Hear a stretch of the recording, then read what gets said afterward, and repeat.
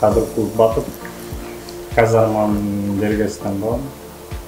Эми бул кооперативди биз YouTube'дан көргөнбүз да. Чын-чынына келгенде Москвада иштеп жүргөндө ошо YouTube'дан көргөн.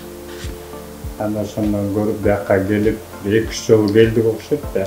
Биринчи мурда 2-3 жолу келдик, анан кийин марттын 29-ында ушунун башында туруп кеттик. 580 миң сом берип, бул 80 миң сом ошо энди иштегендердин өзүнүн эмесине экен да, айлык акы андай экен. Анан бир 500 миң, бул 2 миллионго турдук, 2 миллион ошо 500 миң 25%.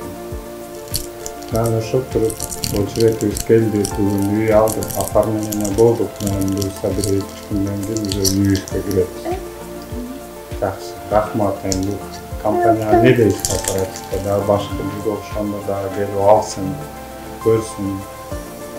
Бир келип, биз дагы башында ишенбей болобу же болбойбу деп жүрчү элек. Бирок болду, акыры келип, үйдү алып. Кичине волноваться болуп окшойт да. Кудай буюрса эми ушул үйдөн бүгүп агарып, башкаларга да каалайм ошондой нерсени, ошолор да алсын, көрсүн, жашасын дейм. Пригородныйда өзүбүз тандадык, баары булар көрдү, текшерди, өзүбүзгө макул келди. Жакшы экен. Рахмат келишке. Бизге окшоп үйсүз жүргөндөр келип үй алса болот экен.